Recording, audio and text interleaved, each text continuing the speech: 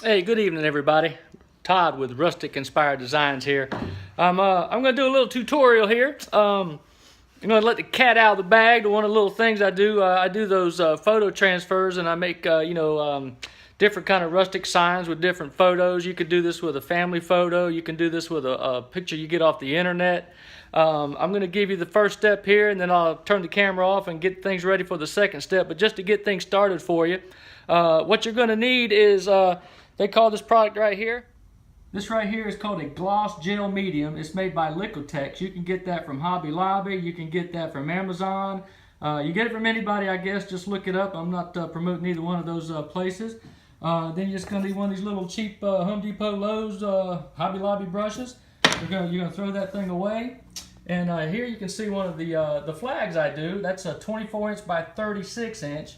And obviously most folks aren't going to have that size printer at your house, but what you want to do is call somebody like Staples or a local mom and pop printer, have them do a laser photo for you on the cheapest paper they got. And I'll show you why you want the cheap paper later. But after you do that, then you're going to want a platform to put it on. Here I've got a 24 by 36 inch bunch of poplar that I distressed, and I burned the edges. That you'll see how the magic happens after I get finished. But I'll come back here in 1 second and show you the next step. Okay, I'm not going to show you me putting this stuff over the whole board. But basically, what you're going to want to do is you're going to want to fill this gel medium up on your brush, and you're going to coat the whole board. And I'll give you a little picture of it when it's done of how thick you want to do it. But basically you want it all to look just like that. You don't want it to be too thin, and you don't want too much goop on there. But I'll give you a picture here, or a video of it when I've got the whole thing covered. Okay, here I hope you can see how thick I have that on there, or how thin that is. But anyway, I've got the whole surface coated. It's basically glazed over. It's not too clumpy, but it's not too thick.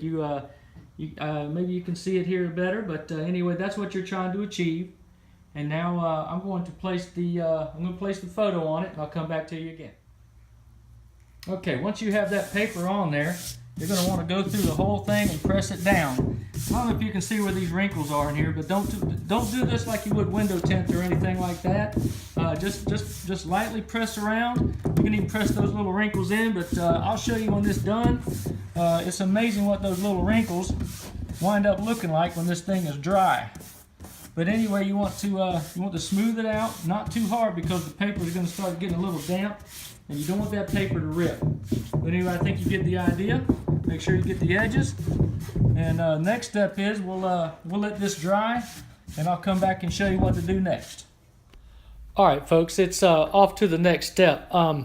Well, I meant to tell you one thing before, back when you take your picture you have them print it. Make sure you have them print that in reverse format, because when you lay that thing upside down, you want it to be able to look at it the way you see it on your picture screen, or what everybody views it. If you don't get it reversed, it'll wind up being wrong on your plaque or your wall hanger.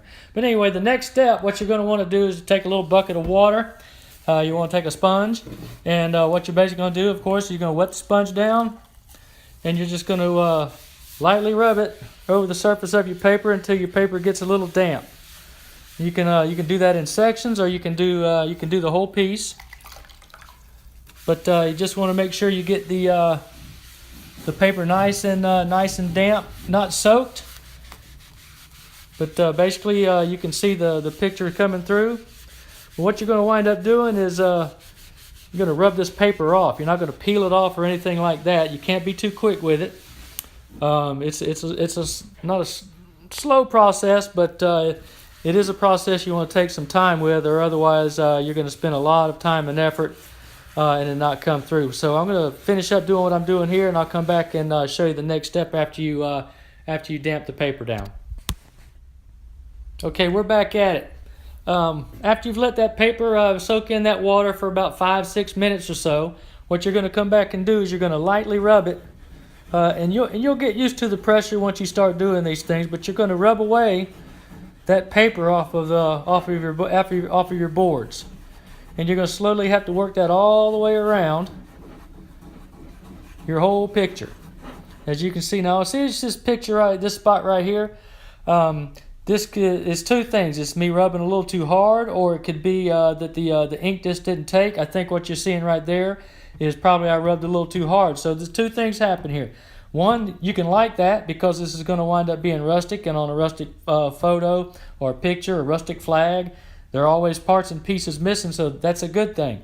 If you're trying to make the best picture you can and you want it to look as good as you can, you might want to wait maybe 2 or 3 days before you start this process. Let that ink completely soak in as good as it can.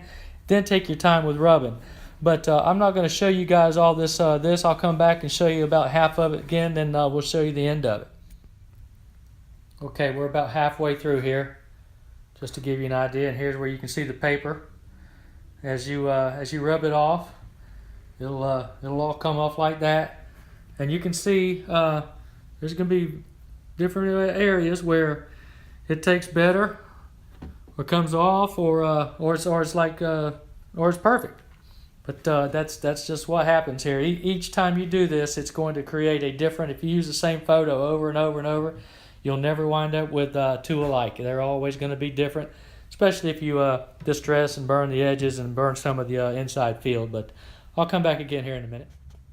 Well, that's it right there, folks. That's pretty much, for all practical purposes, that is a complete rustic American flag done with the photo transfer process that we've been going over the last few minutes. I wanted to let you know that this is not completely finished, but for making this video short, it's finished. But this rubbing that we've done, this is going to haze over again. What you're going to want to do is let this dry, because you've made this whole thing damp. But let it dry out, and what you're going to wind up, this whole thing may be completely covered in that haze right there. I mean, over the whole entire project. And you're going to want to go back again with the sponge and the water, lightly dampen it down, and you're going to do that rubbing process again. It could take 2 or 3 trips of that before you're completely down to where you feel comfortable. Just remember to don't rub it too hard. These spots right here, I'm completely happy with these. These are going to give it a rustic look.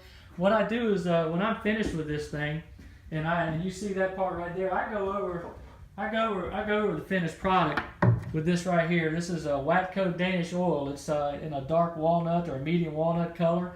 Sort of gives it a little bit more of an antique look too. So these spots that you see white, they'll get a little darker.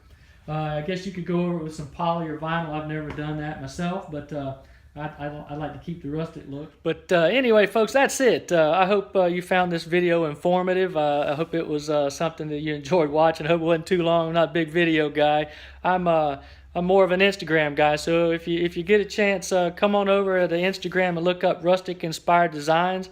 That's where I do a lot of 1-minute videos and do like a lot of my project pictures. But that's where I have more fun. But if you did like this video, give it a like just for the heck of it. And I appreciate you watching. And if you've got any questions, leave them in the comments below. And like I said, come over and see me on Instagram. This is Rustic Inspired Designs, and I'm Todd, and go Gay.